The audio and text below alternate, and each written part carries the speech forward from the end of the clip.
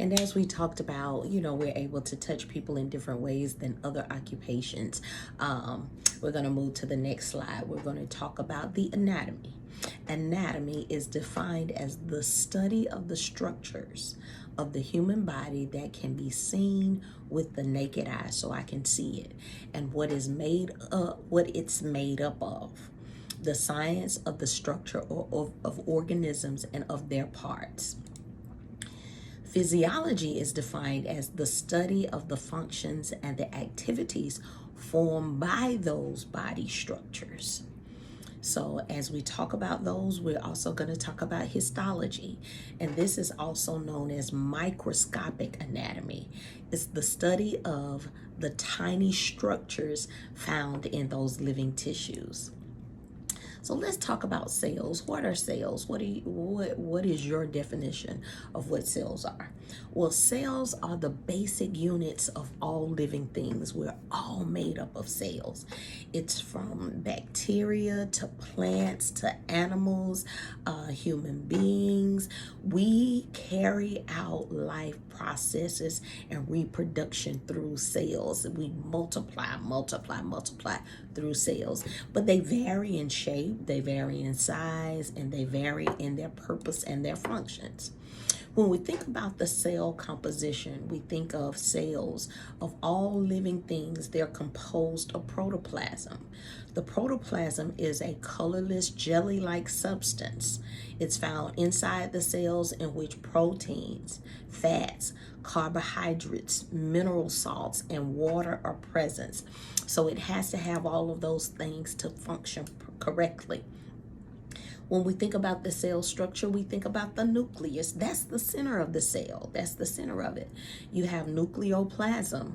It's a fluid within the nucleus that contains proteins. DNA, deoxyribonucleic acid. I learned that early on. This determines your genetic makeup. So this comes from your mom, your dad, and how they mixed life together, and then they gave you your own personal DNA. When we think about that, we have the cytoplasm, which is the watery fluid containing the food or the materials that's necessary for the growth of the cell. You have the centrosome. This controls the transportation of those substances into and out of the cell, in and out. Then you have the cell membrane. This permits soluble substances into and out of the cell. When I say soluble, what that means, it means that it's able to transfer, it's able to absorb through that cell membrane to get in and out. After we go through that, we have what we call the cell mitosis. Cell mitosis, hallelujah. I'm sorry. I love Jesus, y'all. Forgive me. Cell mitosis. It's the cell reproduction and division. It is adequate food supply, adequate oxygen supply, adequate water supply. It's the waste elimination. It's the proper temperature of all of that. And then you have cell metabolism. You have anabolism and catabolism. When we think about anabolism, that means it's building up the larger molecules from the smaller ones, building up the larger molecules from the smaller ones. Then you have catabolism. This is breaking down those complex compounds within the cells to the smaller ones. You're breaking it down from the larger to the smaller. Then you have the tissues. We have the connective tissues. These are what bind together the body tissues. You have epithelial cells or epithelial tissues. This is a protective covering on body surfaces. It's a muscular tissue. You have this contracts and moves the various parts of the body. You have the nerve tissues. This carries messages to and from the brain and controls and coordinates the body function. So when I think about the nerve tissues, it's like, you hit yourself or you burn yourself, and then it takes a few seconds to recognize, oh, there's pain there. Well, those those carriers of those messages takes it to the brain. The brain says, oh, she's been burned. So it sends it back to that portion of your body to say, hey, you're supposed to hurt. You're supposed to burn. It's intriguing our bodies. And so when I think about tissues, it's a collection of similar cells that perform a particular function. The body tissues are composed of 60% to 90% water. We need water to live. We need water to survive. We need water for our bodies to function. We need water and hydration for us to be able to have glowing, beautiful skin. We need that water in there so that we can make sure that our body functions the way it's supposed to function.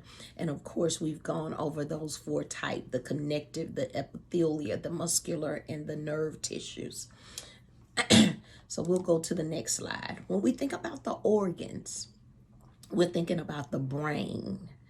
The brain controls the whole body. It's the head of everything. It's the head honcho. You want to make sure you take care of the brain. Then you have the eyes. This controls your vision, your sight, your ability to see. You have the heart. This circulates your blood. This makes sure that your blood is pumping and flowing throughout your body. Then you have the kidneys. This excretes the waste products. You have the lungs. The lung supplies oxygen to the blood. Then you have your liver. Your liver removes toxins of the digestion.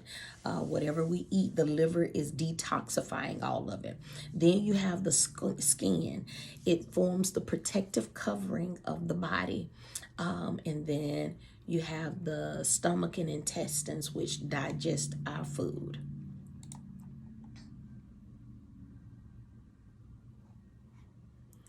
So now let's go to the systems.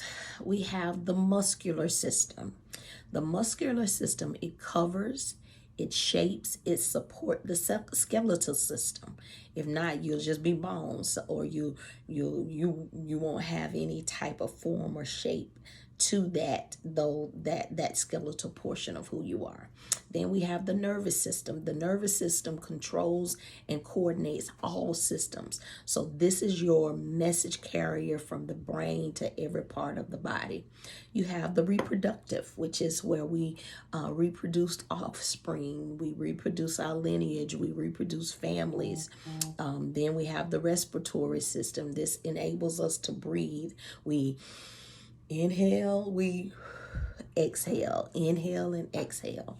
You also have the skeletal system. It's the physical body function or foundation, the physical body foundation. That means I don't look like a blob. You know, I think it was a movie sometime before that talked about Mr. Blob. It had no skeletal systems and it was just watery and rolled everywhere. And so when we think about going back to the muscular system, it covers, shapes, and supports the skeletal system. It contracts and moves various parts of the body, and it consists of the muscles. The nervous system, this controls and coordinates all other systems and makes them work harmoniously and efficiently. You want everything to work in order. It consists of the brain, the spinal cord, the nerves, all of those together. Then we have the reproductive again, and it's responsible for processes by which animals and plants reproduce or to produce offspring or of their own kind. You have the respiratory system. This enables breathing. This enables the body to be supplied with oxygen and taking that oxygen in, but then also releasing carbon dioxide, getting it out as a waste product. And it consists of the lungs and the air passageways. You have the skeletal system. This is the foundation of the body. It consists of bones, movable and immovable joints. The skeletal system, this system forms the physical foundation of the body. It's composed of 206 bones that vary in size and shape and are connected by movable and immovable joints. That's 206 bones. They vary in shape and they vary in size. We got a lot of bones, guys. And so as you can also see on those slides, it gives you a look of in a diagram of each one of those bones and those that are most important to what we'll be doing. And so we're going to stop right here and we'll start with our next video next time. See you soon.